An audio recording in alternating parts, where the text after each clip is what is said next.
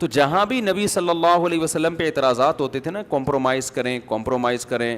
تو قرآن بیچ میں آتا ہے اور قرآن کہتا ہے آپ ان کو یہ پیغام دے دیں، ما یکون لی، یہ پاور مجھ میں ہے ہی نہیں، میں تو خود پابند ہوں، ان اتبع الا ما یوحی الیہ، جو آرڈرز مجھے دیے جا رہے ہیں نا، میں خود اس بات کا پابند ہوں کہ ان آرڈرز کو فالو کروں، میں تو خود اللہ کا غلام ہوں، مجھے یہ اتھارٹی نہیں ہے، تو مجھ سے یہ بات مجھے سمجھانے کی کوشش کرنا، اس کی حکمتیں بتانا، مصلحتیں بتانا، یہ بیکار کام ہے۔ ہم جب آتے ہیں نا کسی کو، کوئی جو ہے وہ آپ نے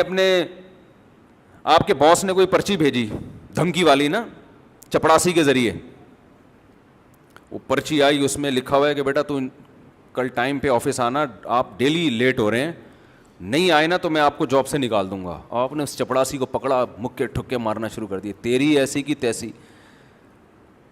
وہ کیا کہے گا، سر میں نے تو آپ کو، باس کی پیپر ہے، اس کی رائٹنگ ہے، اسی کی لکھائی ہے، وہ میں نے آپ کو پہنچائی ہے، آپ اس سے جا کے لڑیں نا، مجھ سے کیوں لڑ رہے ہیں؟ یا کوئی بھی سفیر آیا، امریکہ کا سفیر آیا پاکستان کے پاس کہ اڈے دے دو، وہ جو مشرف کے دور میں، ورنہ جو ہم یہ کر دیں گے، آپ نے سفیر کو پکڑ کے کوٹ دیا،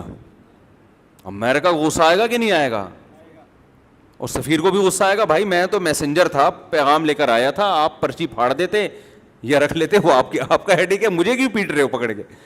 دنیا میں کوئی بھی شخص جو میسنجر ہو اسے کوئی بھی ملامت نہیں کرتا، اس کا کام ہے پیغام ادھر سے ادھر پہنچانا۔ قرآن بار بار نبی کی پوزیشن واضح کرتا ہے صلی اللہ علیہ وسلم کی، کہ آپ میسنجر آف گاڈ ہیں، ما انت علیہم بحفیظ، آپ ان پر نگہبان نہیں ہیں۔ تو نبی نے کہہ دیا کہ ما یکون لی، اے نبی آپ ان سے کہہ دیجئے مجھ میں اس کی طاقت سرے سے ہے ہی نہیں کہ میں اس کو ذرہ برابر بھی چینج کر دوں، تو چینجیبل بھی بولو نہیں ہے۔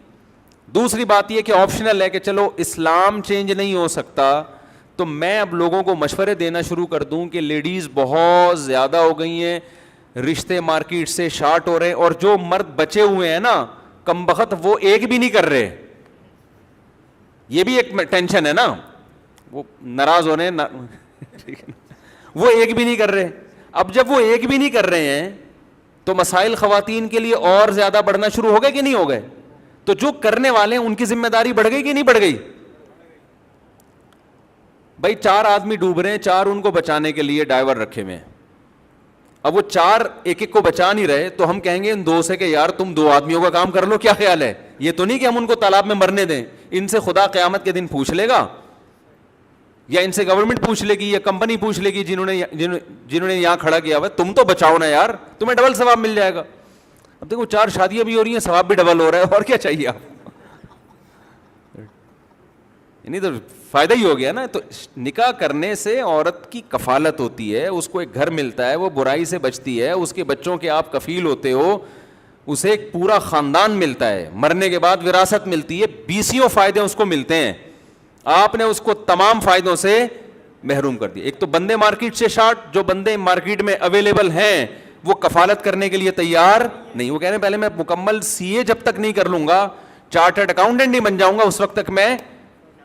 شادی نہیں کروں گا۔ اب CA کرنے کے لیے آپ کو پتہ ہے ہمارے یہاں کتنے لوگ کرتے ہیں، کتنے اس میں کامیاب ہوتے ہیں، پھر کرنے کے بعد جو میں تو CA والوں سے معذرت کے ساتھ کیا کریں یار، وہ CA والے آئے ہوئے، وہ اتنے مصروف لوگ ہوتے ہیں نا،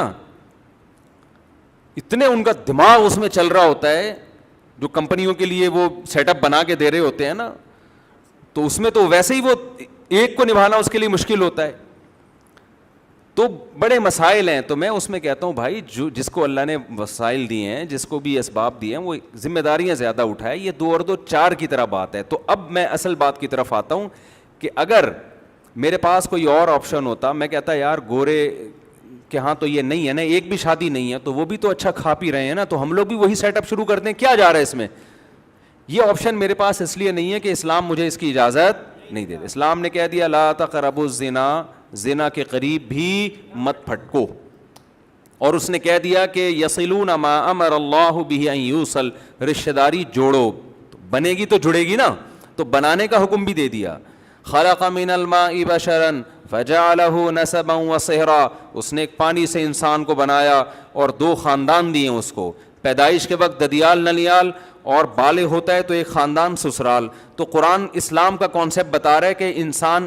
اکیلا پیدا نہیں ہوا, وہ ایک فیملی میں آئے گا اور مزید فیملی بنائے گا. تو اسلام گورے کا جو کلچر ہے اس کو تسلیم کرنے کے لیے تیار نہیں ہے. تو میں جو آپ کی خدمت میں عرض کر رہا ہوں, میرے پاس اگر اسلام, میرے پاس یہ ہوتا کہ یار اسلام میں تو اس کا کوئی حل ہے نہیں آج کے معاشرے میں, تو ہم لبرلزم کی طرف چلتے ہیں, گورے کی طرف چلتے ہیں, تو اتنی لڑکیاں زیادہ, لڑکے مارکیٹ سے شارٹ, تو شادی کا سسٹم ہی ختم کر دو یار, کیا ضرورت ہے بہو داماد. لیکن میں یہ اس لیے نہیں کر سکتا کہ اسلام ہمیں اس کی اجازت دیتا نہیں. تو آپ کہہ سکتے بھائی اسلام کے علاوہ کوئی دوسرا مذہب اختیار کر لیا جائے, تو بات اصل میں کہ اسلام اس کی بھی اجازت نہیں دے رہا نا. مسئلہ سارا یہ ہے, اسلام اس کی بھی اجازت دے نہیں رہا. وہ کہہ رہے ایسی کی تیسی کر دوں گا اگر تم نے کوئی دوسرا مذہب اختیار کیا. دو آیتیں تو بہت ہی واضح ہیں قرآن میں. قرآن نے کہہ دیا